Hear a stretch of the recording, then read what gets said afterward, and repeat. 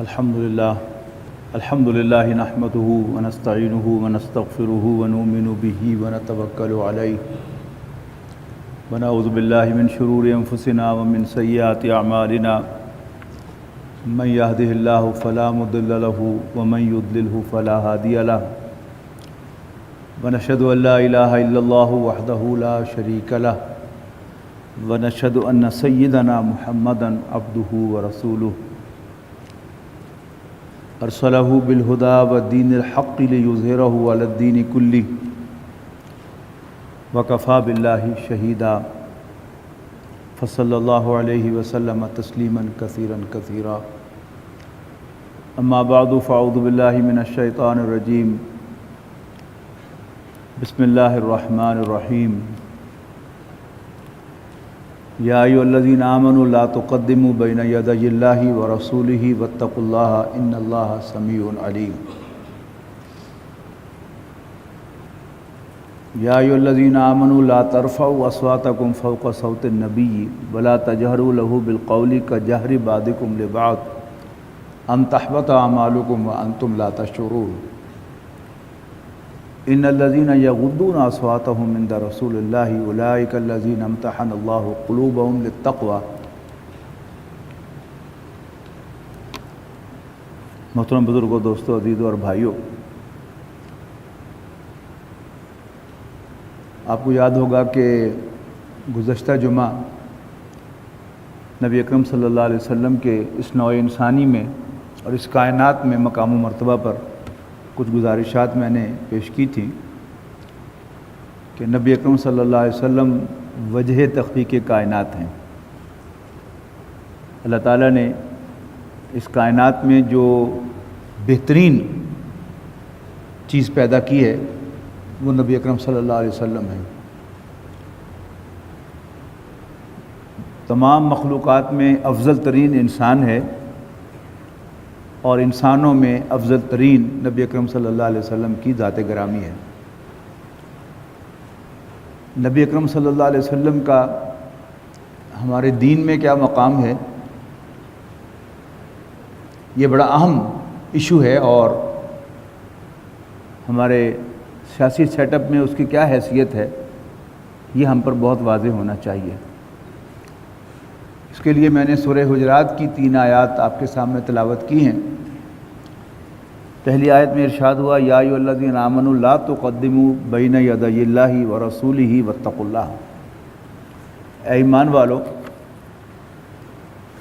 اللہ اور اس کے رسول سے آگے نہ بڑھو اور اللہ تعالیٰ سے ڈرتے رہو. ان اللہ سمیع علیم، بے شک اللہ تعالیٰ سننے والا، جاننے والا ہے. یہ یوں سمجھیے کہ یہ ایک اسلامی ریاست کا کلمہ طیبہ ہے. ہم کلمہ طیبہ میں کیا کہتے ہیں، کوئی بھی شخص دائرہ اسلام میں داخل ہونے کے لیے ایک کلمہ پڑھتا ہے، گواہی دیتا ہے کہ اللہ کے سوا کوئی معبود نہیں ہے، اور یہ بھی گواہی دیتا ہے کہ حضرت محمد صلی اللہ علیہ وسلم اللہ کے رسول ہیں، بلکہ اس کے بندے اور رسول ہیں. اور اس کا مطلب کیا ہوتا ہے کہ وہ نبی اکرم صلی اللہ علیہ وسلم کی لائی ہوئی ہدایت کو آخری ہدایت سمجھتا ہے. یہ کہے بغیر، یہ مانے بغیر کوئی دائرہ اسلام میں داخل نہیں ہوتا. اللہ تعالیٰ کا اپنا ایک مقام ہے، اس کا رسول کے مقام کے ساتھ کوئی میچ نہیں ہے. اللہ تعالیٰ جیسا کوئی نہیں ہے، نہ ہو سکتا ہے. لیکن اللہ تعالیٰ نے جو مخلوقات پیدا کی ہیں وہ 4 قسم کی مخلوقات ہیں. کچھ تو جمادات ہیں، فزیکل آبجیکٹس ہیں، کچھ نباتات ہیں، پودے ہیں اگنے والے، کچھ حیوانات ہیں. ان تمام مخلوقات میں تھوڑا تھوڑا فرق ہے. جمادات آپ سے آپ ہل نہیں سکتی. یہ گلاس یہاں پڑا ہے تو یہیں پڑا رہے گا جب تک کوئی بیرونی قوت اس پر اثر انداز نہ ہو. یہ وہ بات جی کہ جو نیوٹن نے اپنے پہلے قانون حرکت کے اندر واضح طور پر کہی تھی کہ جو چیز ساکن ہے وہ ساکن رہے گی، جو متحرک ہے وہ متحرک رہے گی جب تک کوئی بیرونی قوت اثر انداز نہ ہو. دوسری مخلوقات جو اللہ تعالیٰ نے پیدا کی ہیں وہ نباتات ہیں، اگنے والی چیزیں، پودے۔ پودوں کی خاص بات کیا ہے کہ ان میں زندگی کی وجہ سے گروتھ ہوتا ہے، یعنی ایک اندر کی طاقت سے بیج پھٹتا ہے۔ باہر سے تو کوئی اس کو ہتھوڑی مار کے یا چھری پھیر کر نہیں پھاڑ رہا ہوتا، اس کے اندر ایک طاقت پیدا ہوتی ہے گروتھ کی، جس کی وجہ سے وہ پھٹتا ہے، اور پھر اس کا تنا اوپر کی طرف اٹھ کر پھیلتا ہے اور اس کی جڑ نیچے کی طرف جا کر پھیلتی ہے۔ تو ایک حرکت ہوئی بیرونی قوت کے بغیر، اس سے کیا ہوا کہ جو نیوٹن کا قانون تھا وہ صرف فزیکل آبجیکٹس کے لیے تھا، وہ نباتات کے لیے نہیں تھا، یوں کہہ لیں، یا یوں کہہ لیں کہ نباتات نے اس طبعی قانون کی خلاف ورزی کی یا بغاوت کی۔ اس کے بعد جو تیسری مخلوق ہمارے سامنے آتی ہے وہ حیوانات ہیں۔ حیوانات ہمیں اندرونی طاقت سے بے شمار حرکتیں کرتے ہوئے نظر آتے ہیں، یعنی چھوٹے سے چھوٹا جانور بھی اور بڑے سے بڑا جانور بھی، وہ زرافہ ہو، وہ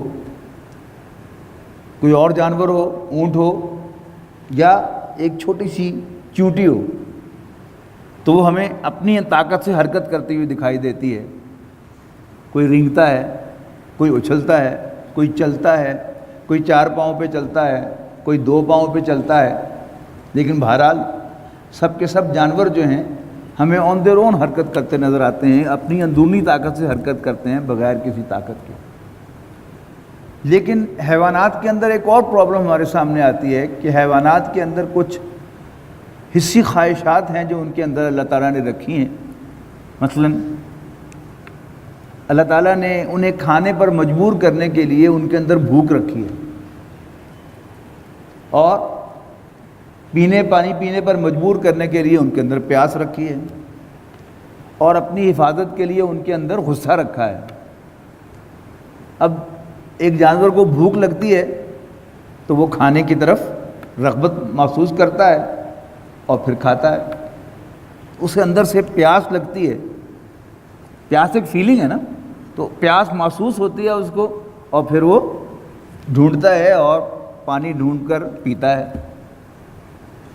یعنی آپ گرمی کے موسم میں واک کر رہے ہوں تو مکھیاں جو ہیں وہ آپ کے پسینے پر لپکتی ہیں، یعنی بھی گرمی کا موسم ہے، آپ اڑائیں گے دوسری طرف آ کے بیٹھ جائے گی، یہاں سے کریں گے پھر وہیں پر آگے جا کے بیٹھے گی، اس لیے کہ اسے پانی کی تلاش ہے، اور اسے آپ کے پسینے کی شکل میں بڑا لذیذ پانی مل رہا ہے کہ جس میں آرگینک پانی ہے، اس میں لائف ہے، لہذا وہ اس کو آ کر پیتی ہے۔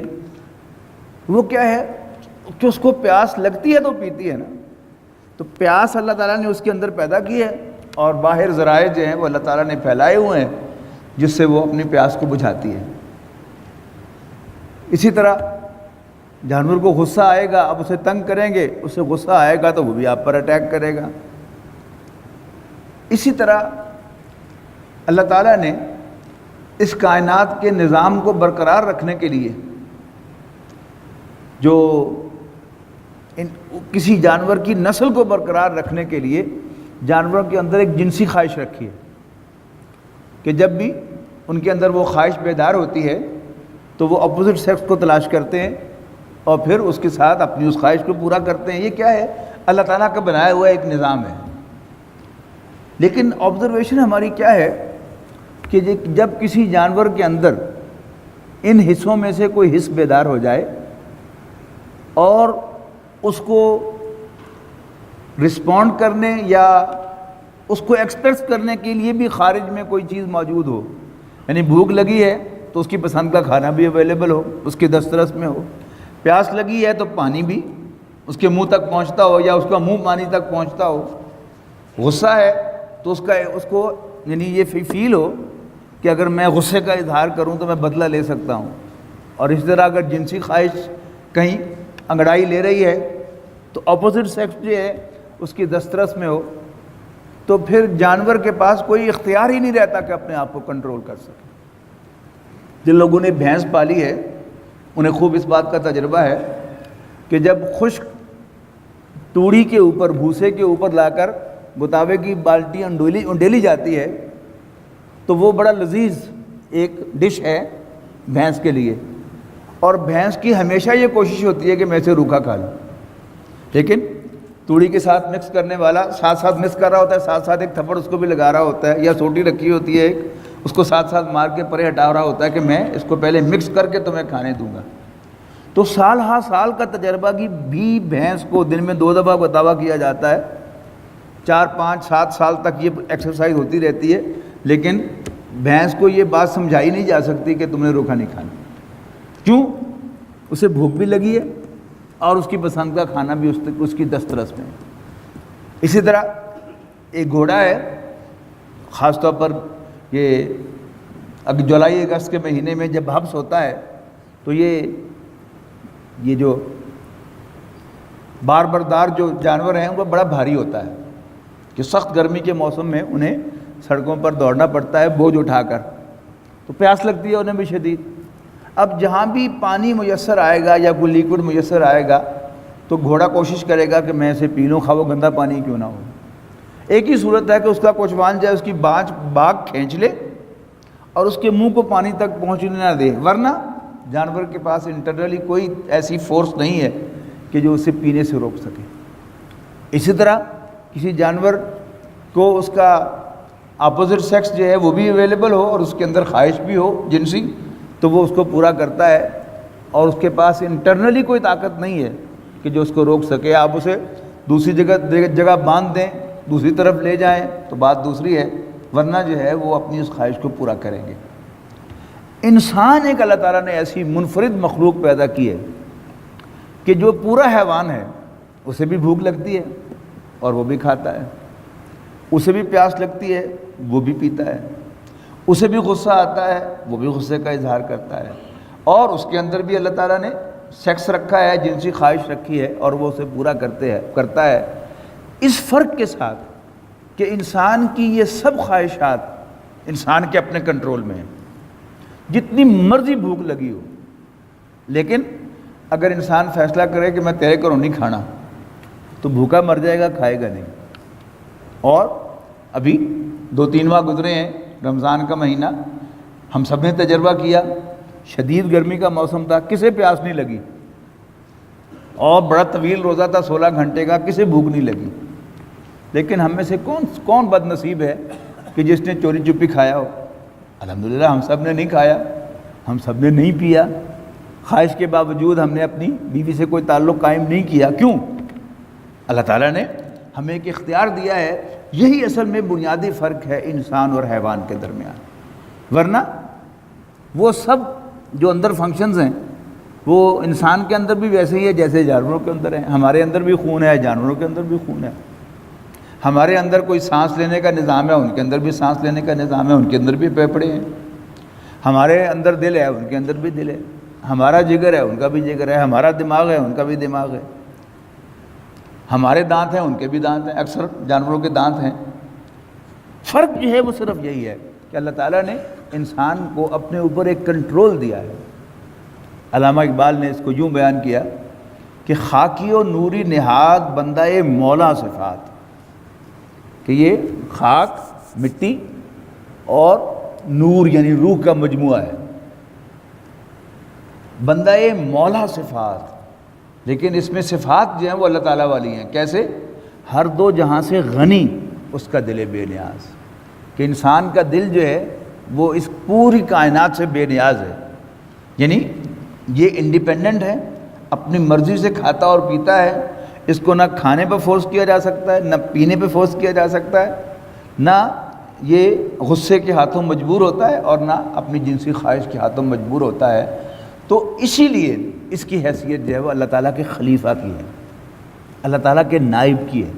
اچھا، پھر اللہ تعالیٰ نے جو فرق کیا ہے بنیادی، ایک ایک ذرہ بھی اللہ تعالیٰ کا بنایا ہوا ہے، ایک ایک پودا، ایک ایک پتی بھی اس کی اللہ تعالیٰ کی بنائی ہوئی ہے، ایک ہر جانور اس کا ایک ایک بال بھی اللہ تعالیٰ کا بنایا ہوا ہے۔ دیکھیں اللہ تعالیٰ نے باقی جانوروں کو پروگرام کیا ہے، یعنی کمپیوٹر کی اصطلاح میں جو پروگرامنگ ہے کہ کمپیوٹر بذات خود کچھ بھی نہیں ہے، ہمیں نظر آتا ہے کہ کمپیوٹر بڑے کام کر رہا ہے، لیکن اس کے پیچھے کیا ہوتا ہے؟ وہ پروگرامر ہوتا ہے جو اس کمپیوٹر کو پروگرام کرتا ہے اور اکارڈنگلی وہ ایکٹ کرتا ہے۔ تو اللہ تعالیٰ نے باقی ساری کائنات کو پروگرام کر دیا، سورج، چاند، ان میں سے کسی کے پاس کوئی اختیار نہیں ہے۔ اللہ تعالیٰ نے جہاں سے جس وقت سورج کو طلوع ہونے کا کہا، وہیں سے اسی وقت وہ طلوع ہوگا، اور جہاں اور جب غروب ہونے کا پروگرام اس کو دیا، اسی کے مطابق وہ غروب ہوگا۔ انسان کے اندر بھی دو قسم کے فنکشنز ہیں، کچھ اس کے والنٹری فنکشنز ہیں اور کچھ اس کے انوالنٹری فنکشنز ہیں۔ ایک پورا اس کا آٹونومس سسٹم ہے، خودکار نظام ہے اس کے اندر۔ یہ دل کی دھڑکن جو ہے یہ مجھ سے پوچھ کے نہیں ہوتی، جگر کا فنکشن جو ہے یہ مجھ سے پوچھ کے نہیں ہوتا، یہ خون جو جسم میں دوڑ رہا ہے یہ مجھ سے پوچھ کے نہیں چلتا، یہ تو اللہ تعالیٰ نے پروگرام کیا ہوا ہے، جیسے جانوروں کے اندر پروگرام کیا ہوا ہے۔ لیکن وہ سارے میرے ایکشنز جو والنٹری ایکشنز ہیں، جن کے اندر مجھے اختیار ہے، ان پر اللہ تعالیٰ نے مجھے مکمل اختیار دیا ہے، یہاں تک کہ بھوک، پیاس، غصہ اور سیکس بھی میں اپنے فیصلے سے ایکسپریس کرتا ہوں، مجھے مجبور نہیں کیا جا سکتا۔ کوئی شخص جو ہے وہ فیصلہ کرے کہ میں نے نہیں کھانا، یہ گھونٹ بھرنا جو ہے نا، یہ 100% والنٹری ایکشن ہے۔ آپ یہ تو کر سکتے ہیں کہ اس کو باندھ کر اور زبردستی اس کے گلے میں سے کوئی ٹیوب گزار کر اس کے حلق کے اندر کوئی چیز ڈال کر اس کے معدے میں لے جائیں، لیکن یہ گھونٹ بھرنا جو ہے یہ انسان کا والنٹری ایکشن ہے، اس پر کسی انسان کو مجبور نہیں کیا جا سکتا۔ ہمیں یہ انسان کا مقام و مرتبہ بڑا واضح پہچاننا چاہیے، اس لیے کہ بحیثیت مسلمان آج ہم جس دور میں رہ رہے ہیں، آندھیاں چل رہی ہیں الحاد کی، خاص طور پر جس نظام تعلیم میں سے ہم گزرے ہیں، جو تعلیم ہم نے حاصل کی ہے، اس نے ہمارا ایک مائنڈ سیٹ بنایا ہے کہ ہم ویریفیکیشن پر یقین رکھتے ہیں، ویریفائبل فیکٹس کو مانتے ہیں، آنکھوں سے نظر آئے، کانوں سے سنائی دے، ہاتھوں سے چھو سکیں، ناک سے سونگھ سکیں یا زبان سے چکھ سکیں تو اس کو تو ہم حقیقی سمجھتے ہیں، یا ان ذرائع سے ویریفائی کر سکیں۔ سائنس کا کلیم ہے کہ یہاں ہر طرف الیکٹرو میگنیٹک ویوز پھیلی ہوئی ہیں، لیکن یہ ہماری حواس کی گرفت میں نہیں آتی، لیکن ویریفائی ہو سکتی ہیں۔ ابھی آپ اپنا فون نکال کر اس کو آن کر کے وائی فائی کو کلک کریں تو آپ کو 2-3 ویوز جو ہیں وہ یہاں پر شو ہو جائیں گی کہ اکیڈمی کے اندر ایک اسٹوڈیو کا وائی فائی ہے، موڈم ہے، ایک لائبریری کا ہے، ادھر تنظیم اسلامی کا آفس ہے اس کا ہے، اور ارد گرد کے بھی جو گھروں کے اندر اسٹرانگ موڈمز ہیں ان کے سگنلز آپ کو شو ہو جائیں گے، کنفرم ہو جائے گا نا۔ اور ان میں سے کسی کا پاس ورڈ آپ کے پاس ہو، آپ اس کو پاس ورڈ جو ہے وہ انٹر کر دیں تو آپ ایک دم کنیکٹ ہو جاتے ہیں۔ تو اگرچہ نظر نہیں آ رہی، سنائی نہیں دے رہی، چھوئی نہیں جا سکتی، کوئی اسمیل ان کی نہیں، کوئی ذائقہ ان کا نہیں، لیکن ویریفائبل فیکٹ ہے۔ تو ہمارا ایک مائنڈ سیٹ بنایا ہے کہ ویریفائبل فیکٹس کو ہم مانتے ہیں، اور وہ فیکٹس جو ویریفائی نہ ہو سکیں ہم ان پر یقین نہیں رکھتے۔ اب اس میں اللہ تعالیٰ جو ہے یہ ویریفائبل فیکٹ نہیں ہے اس اعتبار سے۔ قرآن مجید اس کے مقابلے میں بالکل آغاز میں ہمیں ایک بات کہتا ہے، وہ کیا ہے؟ یؤمنون بالغیب، کہ قرآن مجید ان لوگوں کے لیے ہدایت ہے جو غیب پر ایمان رکھتے ہیں۔ انگریزی تراجم میں آپ غیب کا ترجمہ دیکھیں گے ان سین، وہ مجبوراً ایک ترجمہ ہے، اس لیے کہ غیب اصل میں وہ ہے کہ جو ہمارے حواس خمسہ کی گرفت میں نہ آئے اور حواس خمسہ سے ویریفائی نہ ہو سکے، وہ غیب ہے۔ تو جو ہمارا نظام تعلیم، ہمارا مائنڈ سیٹ بنا رہا ہے، وہ تو ہمیں اجازت نہیں دیتا کہ ہم اللہ تعالیٰ کو مانیں، وہ تو ہمیں اجازت نہیں دیتا کہ ہم اللہ کے پیغمبر صلی اللہ علیہ وسلم کو مانیں، وہ تو ہمیں اجازت نہیں دیتا کہ ہم آخرت کو تسلیم کریں۔ لیکن اللہ تعالیٰ نے یہ سب کچھ جو بنایا ہے، اس پر اگر ہم غور کرتے ہیں تو ہمیں احساس ہوتا ہے کہ یہ سب کچھ جو ہے یہ ہمارے فائدے کے لیے۔ سورج کے ساتھ میری زندگی کا نظام وابستہ ہے، ہواؤں کے ساتھ میری زندگی کا نظام وابستہ ہے. یہ پودے جو اگ رہے ہیں، یہ آم جو میں کھاتا ہوں، جامن جو میں کھاتا ہوں، سبزیاں جو میں کھاتا ہوں، اناج جو میں کھاتا ہوں، یہ سب میرے لیے بنے.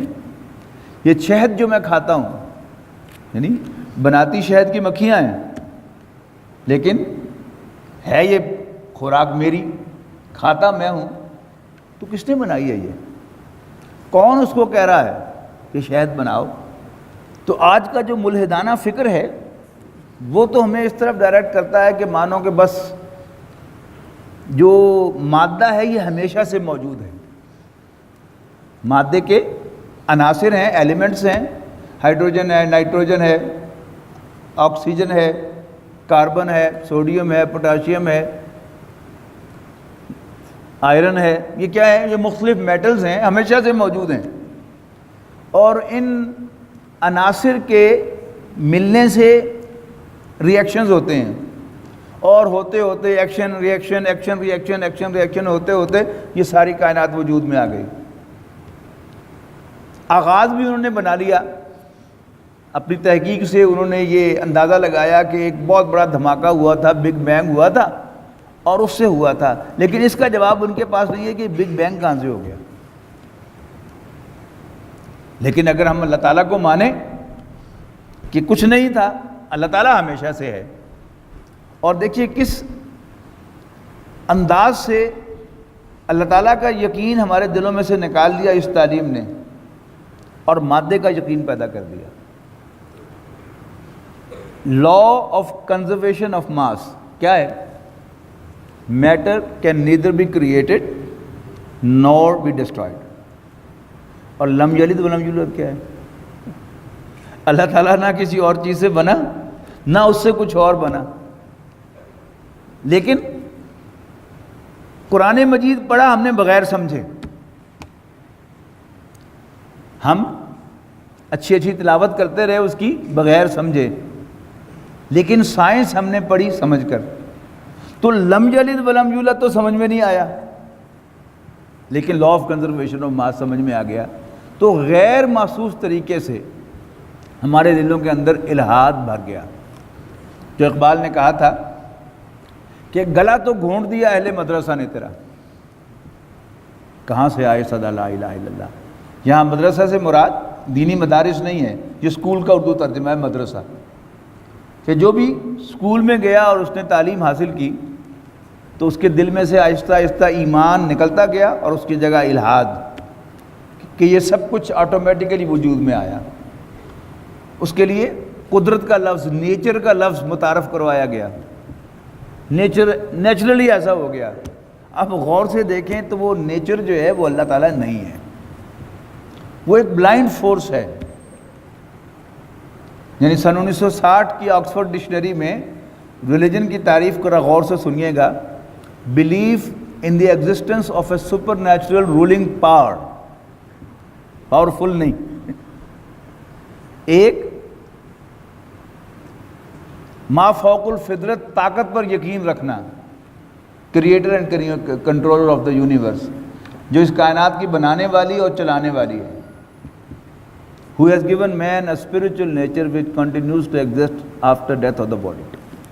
اب بظاہر یہ اسلام کی تعریف معلوم ہوتی ہے، لیکن آپ ذرا غور سے پڑھیں گے تو یہاں اللہ تعالیٰ کی ذات کا انکار ہے.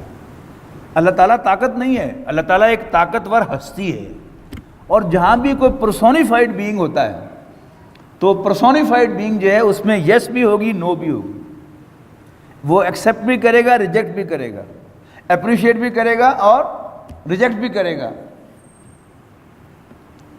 کسی کو جائز قرار دے گا، کسی کو الاؤ کرے گا تو کسی کو ڈس الاؤ بھی کرے گا. وہ ہمارے ایف ایس سی میں جو کتاب ہوتی تھی انگریزی کی، اس میں آئنسٹائن کا ایک مضمون تھا. تو اس میں آئنسٹائن جو ہے وہ کہتا ہے کہ اس کائنات کا مشاہدہ کر کے یہ اندازہ ہوتا ہے کہ اس کے پیچھے ایک بہت بڑی قوت کار فرما ہے. اب جب ہم ایف ایس سی میں تھے تو ہم نے کہا دیکھو آئنسٹائن بھی خدا کو مان گیا. لیکن اگلے ہی جملے وہ کیا کہتا ہے؟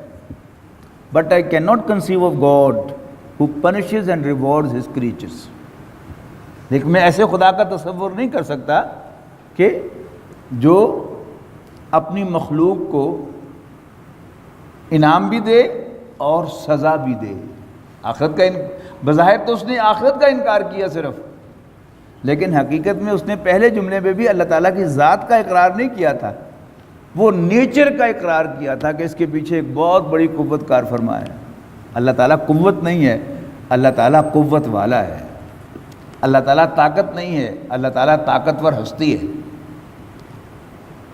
تو انسان کو جو اللہ تعالیٰ نے بنایا، یعنی یہ ساری مخلوقات جو ہیں، حادثات ایسے نہیں ہوا کرتے. جب بھی کوئی حادثہ ہوتا ہے تو اس سے توڑ پھوڑ اور ڈسٹرکشن تو ہوا کرتی ہے، لیکن کبھی کوئی کنسٹرکشن نہیں ہوا کرتا. کوئی موومنٹ جس کے پیچھے کوئی پرسن نہ ہو وہ ہمیشہ ڈس آرڈر کی طرف جاتی ہے، کبھی کوئی آرڈرلی موومنٹ نہیں ہوتی. تو یہ کیسے حادثات تھے کہ جس میں چیزیں بنتی چلی گئیں. ماننا پڑے گا کہ اس کے پیچھے جو ہے کوئی باقاعدہ پرسونیفائڈ بینگ ہے جس نے ایک پرپس کے تحت یہ کائنات بنائی ہے.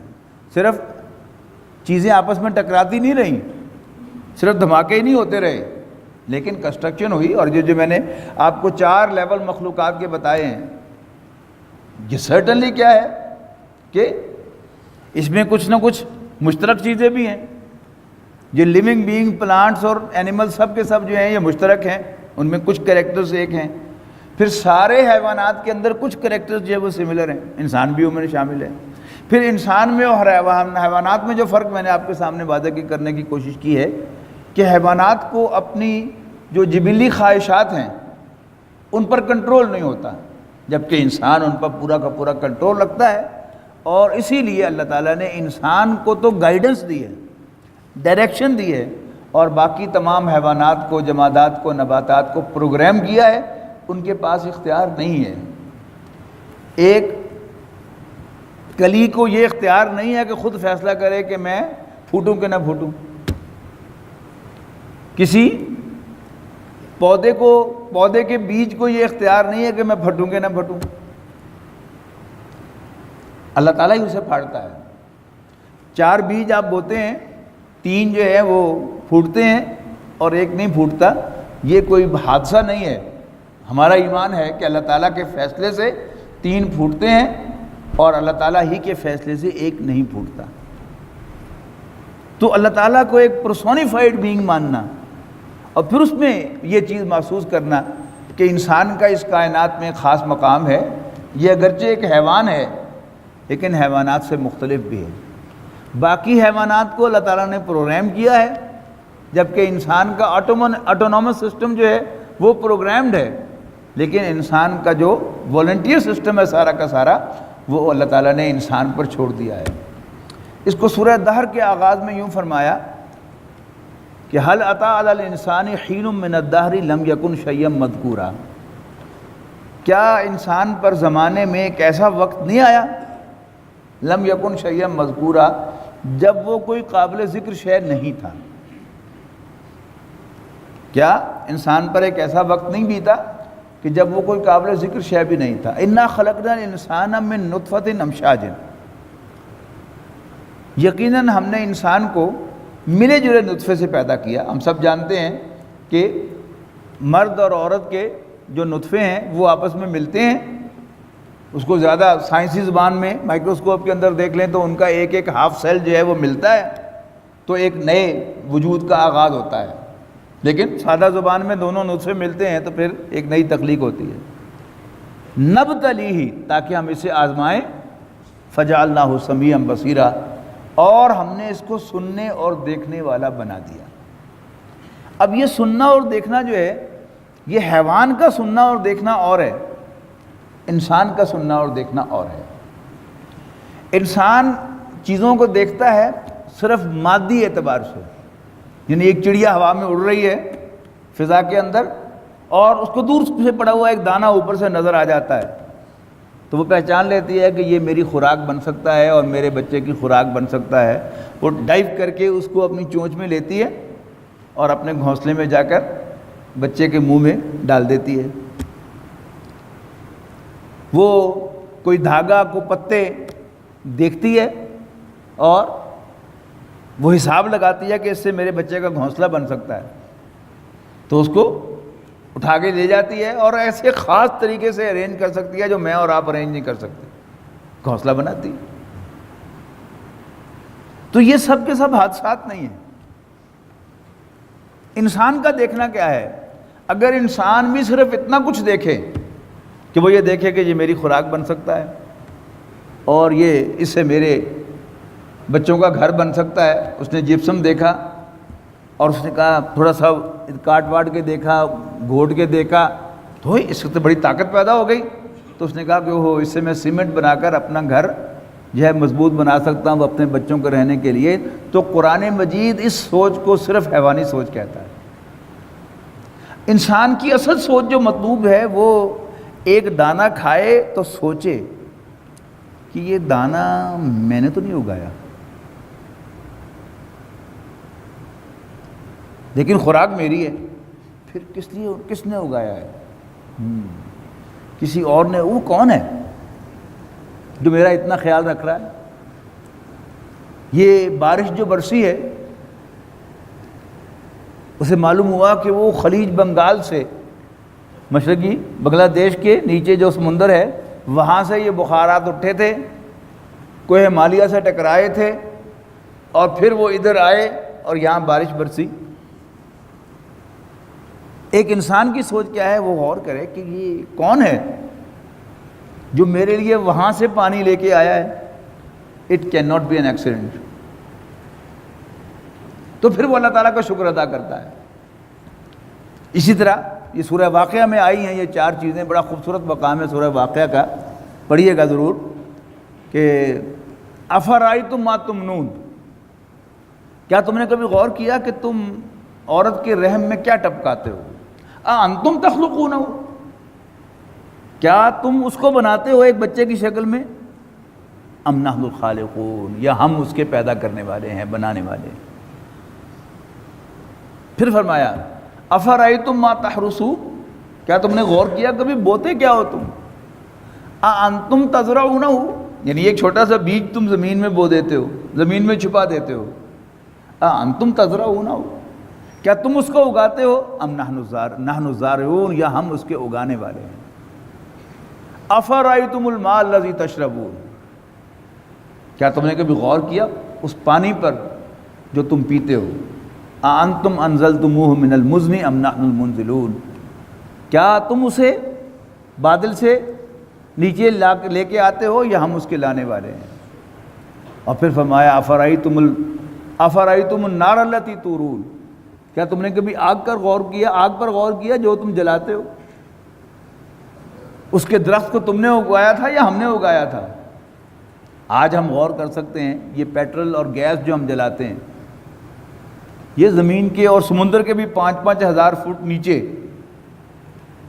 یہ خزانے جو ہیں گیس اور پیٹرول کے، یہ ہم نے رکھے ہیں، فائدہ تو ہم اٹھاتے ہیں، ہماری زندگی کا پہیہ اس سے چلتا ہے، لیکن ہم اس کے نہ بنانے والے ہیں نہ سٹور کرنے والے ہیں۔ کون ہے؟ کوئی ہے ہمارا رب، ہمارا مالک، کہ جو سارے بندوبست ہمارے لیے کر رہا ہے۔ اب یہ جو سلسلہ تخلیق چلا، تو جیسا کہ میں نے پچھلی مرتبہ عرض کیا تھا، اس کا نقطہ عروج جو ہے وہ نبی اکرم صلی اللہ علیہ وسلم۔ اب نبی اکرم صلی اللہ علیہ وسلم کا ایک ریاست کے اندر کیا مقام ہے؟ پہلی بات تو فرمائی کہ اللہ اور اس کے رسول سے آگے نہ بڑھو، یعنی کسی اسلامی ریاست میں اللہ اور اس کے رسول یعنی قرآن و سنت کے خلاف کوئی قانون سازی نہیں ہو سکتی۔ ہمارے ایک ملک میں کیا ہو رہا ہے؟ ہمارے ایک ملک میں آئین کے اندر یہ لکھا ہوا ہے، پہلی کلاس جو ہے ہمارے آئین کی وہ یہی ہے کہ اس ملک کا نام اسلامی جمہوریہ پاکستان ہوگا، اور یہاں پر سوورینٹی، بادشاہی جو ہے وہ اللہ تعالیٰ کی ہوگی، اور یہاں پر کوئی قانون سازی قرآن و سنت کے خلاف نہیں ہو سکے گی۔ اب اس کا طریقہ کار کیا وضع کیا گیا ہے کہ ایک اسلامی آئیڈیالوجی کونسل بنائی گئی ہے، جس کی ذمہ داری ہے کہ وہ پاکستان کے تمام قوانین کو دیکھتی رہے اور اپنی سفارشات حکومت کو پیش کرتی رہے، اور حکومت پابند ہوگی کہ وہ سفارشات اسمبلی میں پیش کرے۔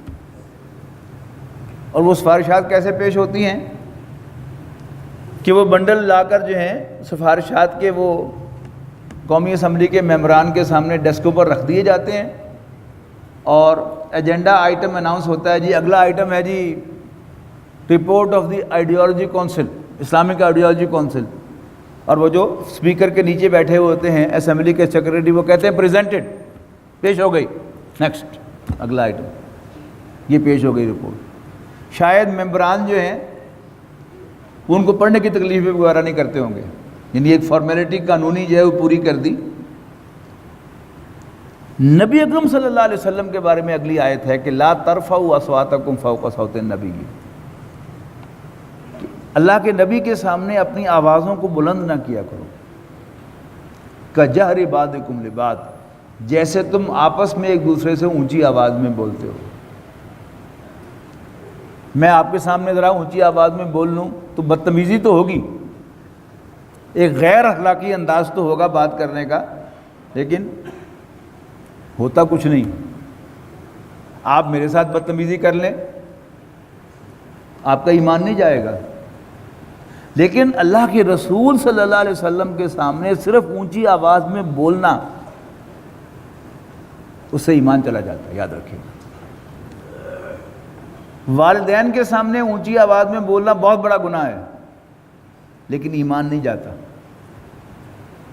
لیکن اللہ تعالیٰ کے رسول کے سامنے اونچی آواز سے بولنا، اس سے ایمان چلا جاتا ہے۔ سمجھ لیجئے کیوں۔ میرے والدین کون ہیں، آپ کے والدین کون ہیں، وہ اللہ تعالیٰ نے اپنے اختیار سے بنائے۔ میرا بیٹا کون ہے، آپ کا بیٹا کون ہے، یہ اللہ تعالیٰ نے بنا دیا، میرا اختیار اس میں نہیں تھا۔ لیکن ایک اور رشتہ ہے گھر کے اندر، وہ میاں بیوی کا رشتہ ہے، وہ انسان خود بناتا ہے۔ یعنی جب ایک شخص دو گواہوں کی موجودگی میں کسی عورت کو بیوی کی حیثیت سے قبول کر لیتا ہے، دو گواہوں کے سامنے کہتا ہے کہ میں نے فلاں بنت فلاں کو بیوی کے طور پہ قبول کیا، تب زبان کے اس قول سے وہ بیوی بنتی ہے۔ اسی زبان سے اگر وہ کہہ دے گا میں نے اس کو طلاق دی تو طلاق بھی واقع ہو جائے گی، بیوی نہیں رہے گی۔